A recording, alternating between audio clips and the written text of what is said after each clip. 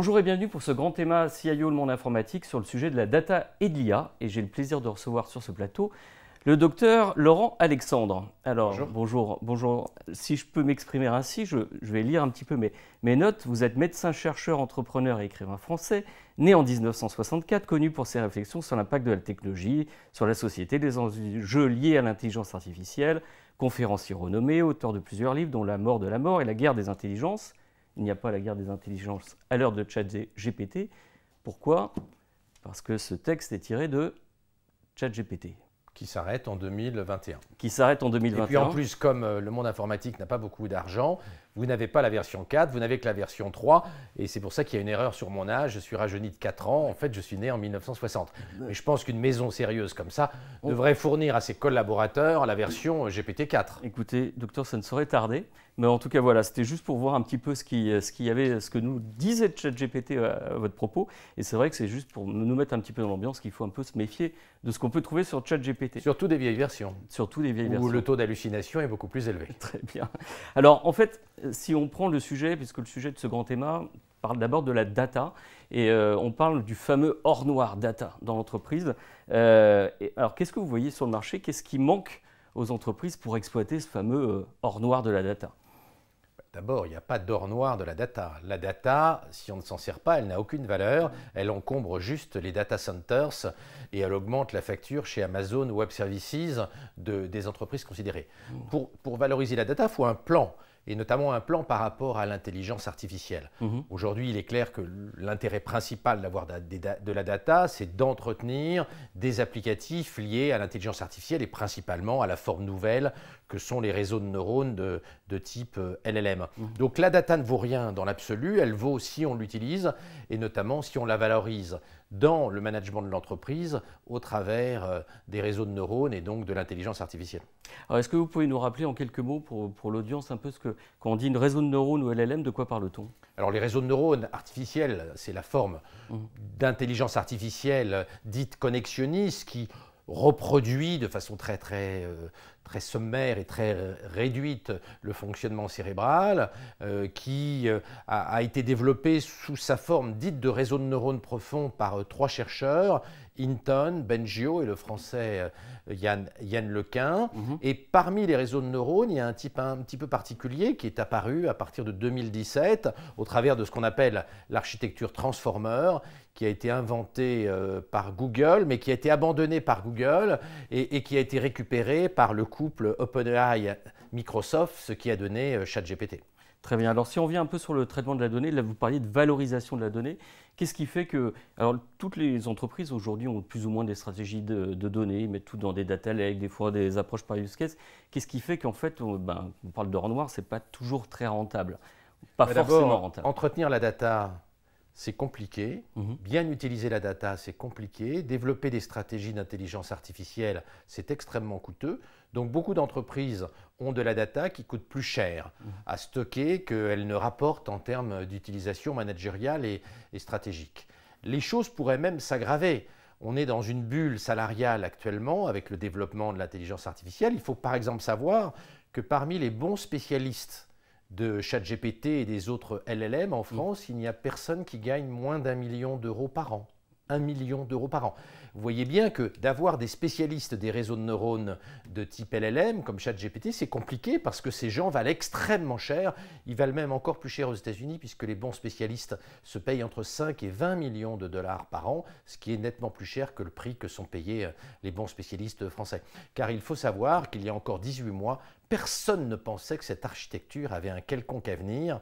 On a même la confession de Bill Gates qui racontait comment en août dernier, on lui montre la version GPT-3 et il n'y croit pas, il ne pense pas que ça peut être utile. C'est en septembre seulement qu'il ait réalisé le potentiel de ChatGPT, alors même qu'il est toujours le premier actionnaire de Microsoft et Microsoft est lui-même le premier actionnaire d'OpenAI qui possède ChatGPT. Donc même la personne qui, in fine, contrôle ChatGPT n'en a pas vu l'intérêt avant septembre 2022, c'est-à-dire il y a nettement moins d'1 an. on voit bien qu'il est difficile d'avoir une stratégie d'intelligence artificielle alors même qu'il y a peu de gens qui en ont compris l'importance et qu'il y a très peu de gens qui ont été formés à ces réseaux de neurones parce que personne n'y croyait jusqu'à l'automne 2022. Qu'est-ce qui crée ce changement de paradigme? La sortie de ChatGPT dans sa version 3.5 le 30 novembre dernier a été un choc. Et puis le deuxième choc a été bien sûr mi-mars 2023, la sortie de GPT-4 qui est très troublant, qui est extraordinairement puissant, qui moi personnellement me bouleverse et me fait poser plein de questions sur notre cohabitation avec l'intelligence artificielle dans le futur, même si je suis moins pessimiste que Bill Gates, Sam Altman et Benjio et Hinton qui il y a 48 heures ont sorti une pétition de 22 mots demandant que l'humanité prenne conscience du risque d'extermination de l'homme par l'intelligence artificielle.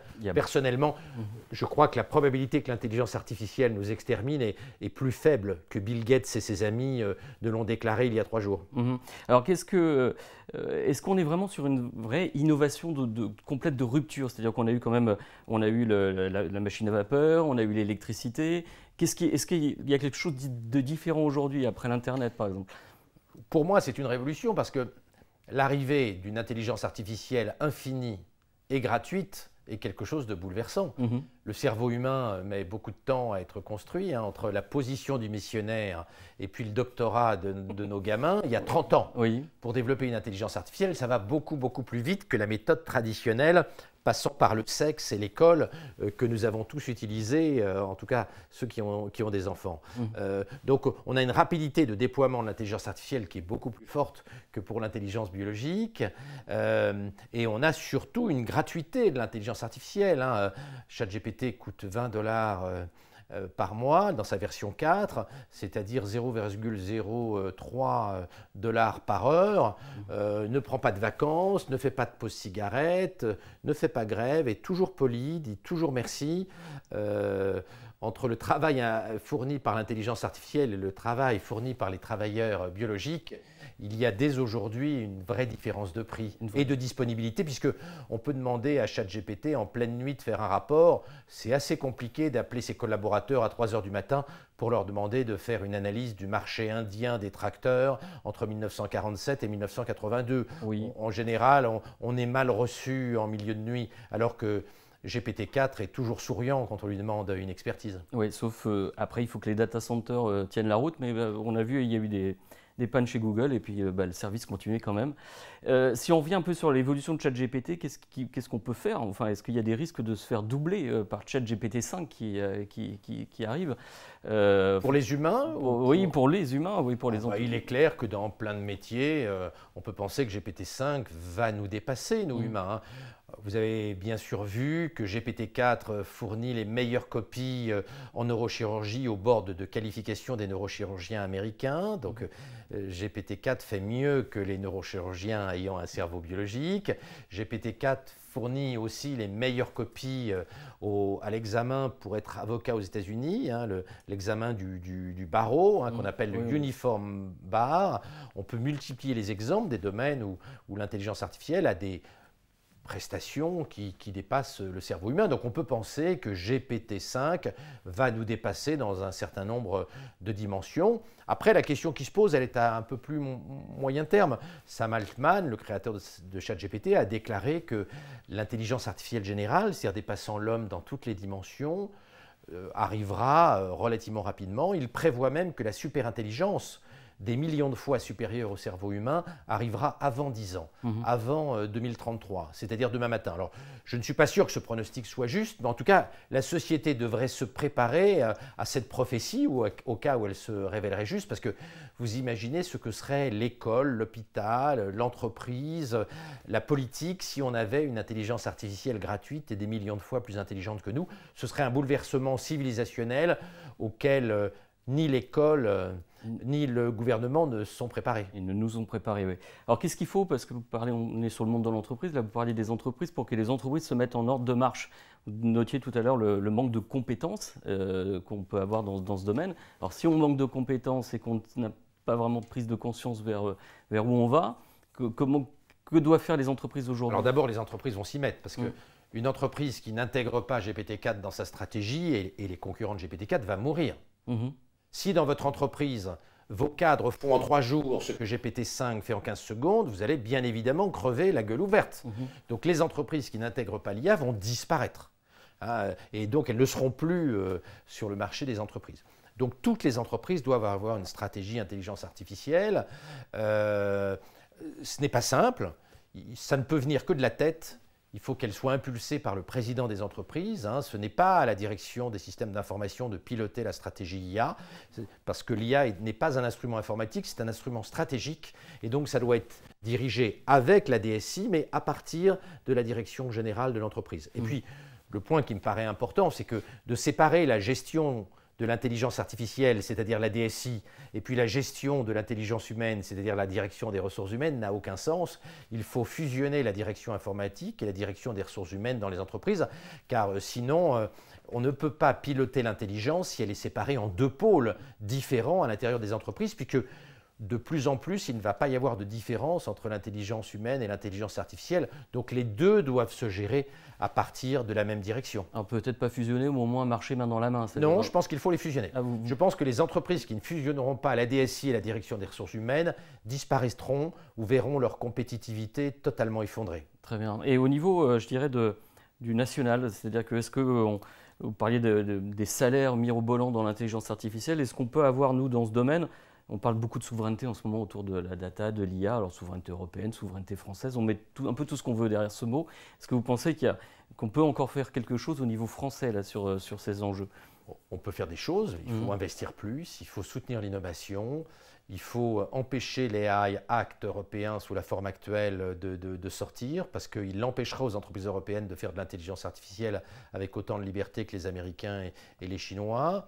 Il faut savoir que le budget recherche et développement d'Amazon approche 40 milliards de dollars par an. La France, c'est-à-dire 9 fois le budget du CNRS, et puis des dizaines et des dizaines et des dizaines de fois le budget de l'INRIA, qui est le fer de lance de la stratégie informatique française. Donc, tant qu'on investira aussi peu dans la recherche, on ne risque pas de rattraper notre retard. Un effort énorme est à faire à l'échelle européenne, mais aussi à l'échelle française, pour rattraper notre retard informatique qui est aujourd'hui abyssal. OVH est une entreprise extrêmement sympathique, mais à côté d'Amazon Web Services, de Google Cloud et puis d'Azure, c'est un nain. Si nous voulons qu'OVH rattrape les leaders mondiaux, il va falloir beaucoup investir, beaucoup de temps, beaucoup d'énergie, beaucoup de soutien du gouvernement et des pouvoirs publics. Alors si vous étiez, imaginons, ministre du numérique demain, quelles seraient les premières actions que vous pourriez mettre en place en faveur justement de cette data, de l'IA, de cette génération IA? Alors la première chose que je ferais, je pense que je demanderais au président de la République de changer le ministre de l'Éducation, parce que je pense que le ministre de l'Éducation n'a pas une stratégie adaptée à l'ère ChatGPT. Il est clair qu'aujourd'hui, Pape Diaye prépare nos gamins à l'époque d'avant ChatGPT et pas à l'époque d'après ChatGPT. Donc je pense qu'il y a un vrai problème à l'éducation nationale. C'est le point, à mon avis, le plus important aujourd'hui. Il faut absolument que nos gamins ne soient pas largués dans le monde de demain. En tant que père de famille nombreuse, je suis scandalisé par le retard que l'éducation nationale a pris. Il est clair que la société de demain, si nous ne réformons pas radicalement l'école et l'université, va imploser parce qu'il y aura trop de difficultés sur le marché du travail par des gens qui ne maîtrisent pas les outils nécessaires pour être compétitifs à l'ère de l'intelligence artificielle de type ChatGPT. Bon, premier axe, l'éducation. Deuxième mesure. Deuxième mesure, je pense qu'il faut un engagement psychologique. Il faut que les pouvoirs publics montrent qu'ils ont compris l'importance de cette révolution. Il faut que la Première ministre, Madame Borne, se mobilise sur le sujet, qui ne l'intéresse pas beaucoup. Et l'appareil d'État se réveillera et se mobilisera le jour où la Première ministre montrera que c'est un sujet prioritaire à ses yeux, ce que ça n'est pas aujourd'hui. Hélas, et pourtant, Madame Borne est une ingénieure brillante, polytechnicien du corps des ponts, donc elle a toutes les capacités pour comprendre la révolution technologique, mais jusqu'à présent, elle n'a pas montré un intérêt dément pour le sujet, ce que je trouve très triste, vu qu'il s'agit de la première ingénieure à la tête du gouvernement français. Vous croisez beaucoup de politiques qui sont peut-être sensibiliser sur le sujet. La plupart des politiques n'y comprennent rien. La plupart des politiques n'ont pas ChatGPT, n'ont pas l'abonnement GPT-4, ne travaillent pas le sujet, n'y connaissent rien. Le degré de méconnaissance des élites politiques sur ces sujets informatiques est à pleurer, alors même qu'on est au cœur de ce que va être le monde de demain. Il faut que les élites politiques deviennent responsables et s'intéressent à ces sujets cruciaux pour aider à réorganiser les entreprises, pour augmenter les budgets de la recherche nationale, également pour transformer, comme je le disais, l'école. Oui, c'est un troisième axe, c'est de mettre les moyens aussi d'investir sur la recherche, quoi. Oui, la France investit trop peu en recherche. La France investit 2,21% de sa richesse nationale en recherche, pendant que Israël et la Corée du Sud sont quasiment à 5%. La Corée du Sud, qui a pourtant moins d'habitants que la France, investit beaucoup plus en recherche que la France. C'est une situation insupportable. Si nous continuons comme ça, nous allons sortir de l'histoire technologique, alors même qu'en 1900, il ne faut jamais l'oublier, la France était la Californie de ce début de XXe siècle. Elle était leader dans la quasi-totalité des nouvelles technologies de 1900, pendant la Belle Époque. Nous devons retrouver cet esprit pionnier. Il faut arrêter d'écouter les écologistes qui nous proposent la décroissance et l'arrêt des technologies. Il faut que nous remplacions les politiciens qui ont proposé l'interdiction de la 5G, comme beaucoup de maires, le maire de Grenoble, Madame Hidalgo a bloqué la 5G à Paris pendant longtemps.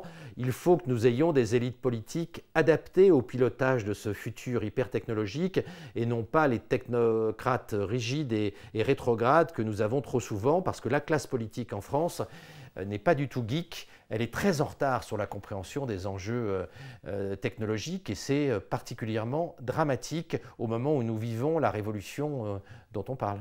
Pourtant, on parle beaucoup de sobriété numérique. Je reviens sur le point écologique, c'est-à-dire que plus on va faire de l'IA, plus on va faire du traitement de données, plus on va faire du calcul machine. Donc, et on s'en fout du calcul machine. Le problème, c'est de savoir comment on fabrique l'électricité. Évidemment que quand on est en Allemagne et qu'on a fermé les centrales nucléaires et qu'on les a remplacées par des centrales au gaz et par des centrales au charbon, chaque fois qu'on fait une requête sur GPT, on utilise beaucoup, chaque fois qu'on ouvre son ordinateur, on utilise beaucoup, on produit beaucoup de CO2. En France, en revanche, pays où l'électricité est fabriquée quasiment sans CO2 grâce au nucléaire, d'avoir beaucoup d'informatique n'est pas un problème. Donc la sobriété numérique, on s'en tamponne. Le sujet, c'est pas de fermer son ordinateur, c'est que son ordinateur soit alimenté avec de l'électricité qui n'émet pas de CO2 et qui n'abîme pas le climat. C'est le cas en France, c'est pas le cas en Allemagne. Donc on ne me culpabilisera pas quand j'allume mon ordinateur alors que je suis en France. En revanche, je serais paniqué d'allumer mon ordinateur en Allemagne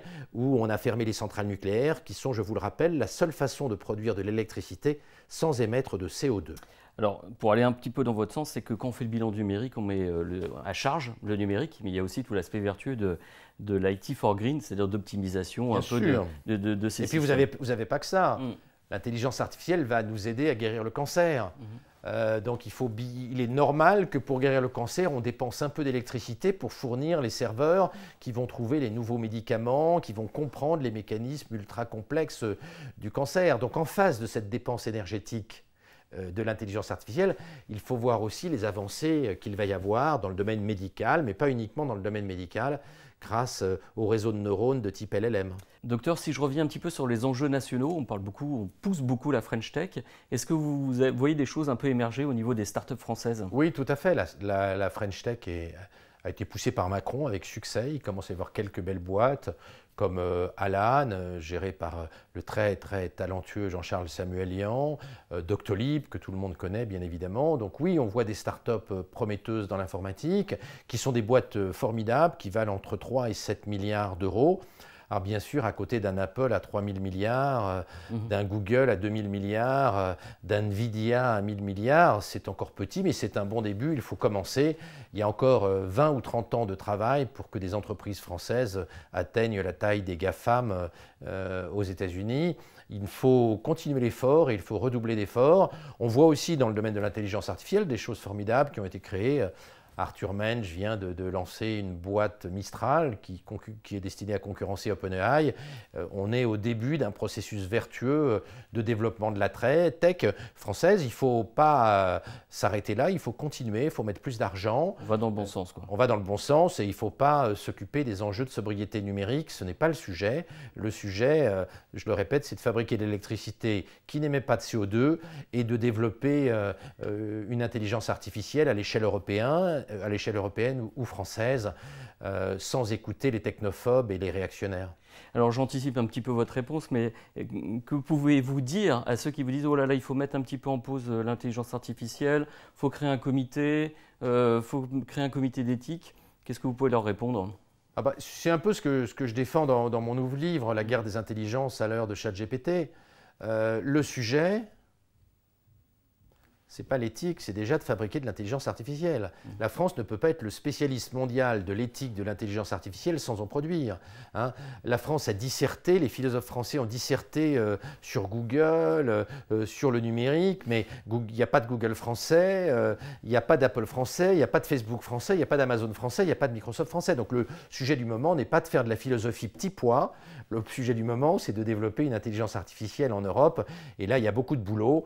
Ne commençons pas à faire 1000 comités d'éthique qui vont faire chier les développeurs, faire chier les entreprises, faire chier les innovateurs. Le sujet du moment, c'est de développer de la tech en France et en Europe pour rattraper notre retard. C'est vraiment l'enjeu du moment. Ne nous trompons pas d'enjeu. Ne devenons pas le spécialiste mondial de l'éthique de l'IA. Il faut devenir le spécialiste mondial de l'IA. Tout court. Voilà. Juste, on nous annonce pour terminer une révolution prochaine, c'est l'informatique quantique. Est-ce que vous avez une opinion là-dessus? Est-ce que vous pensez que ça va révolutionner un peu d'ici 15 ans? Je pense, à la vitesse à laquelle ça va, que je serai mort avant que l'ordinateur quantique fonctionne. Donc, pour moi, qui suis un homme âgé, ce n'est pas un enjeu immédiat. Est-ce que ça concernera mes gamins, mes petits-enfants? Je ne suis pas certain.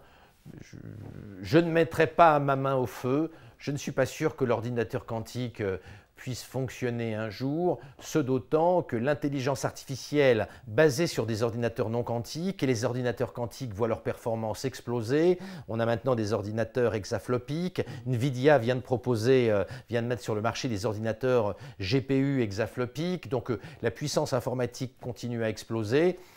L'ordinateur quantique, pour l'instant, reste un fantasme. Quelques prototypes expérimentaux très compliqués qui doivent rester dans l'azote liquide et qui doivent être à moins 170 degrés, ce qui n'est pas très pratique pour se balader avec. C'est plus simple d'avoir un iPhone qu'un ordinateur quantique sur soi qui pèse plusieurs tonnes et qui doit être refroidi en permanence. Donc je ne suis pas sûr que l'ordinateur quantique va remplacer nos ordinateurs traditionnels, alors même que la loi de Moore continue et que les microprocesseurs traditionnels voient leur puissance exploser.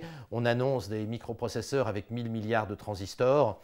On aura peut-être les deux en parallèle. Ça risque d'augmenter encore l'écart entre les prototypes sympathiques d'ordinateurs quantiques mais non opérationnels et puis les ordinateurs réels. N'oubliez pas que ce qu'on présente souvent comme des ordinateurs quantiques sont non pas des ordinateurs quantiques mais des ordinateurs simulant un fonctionnement quantique sans être physiquement des ordinateurs quantiques.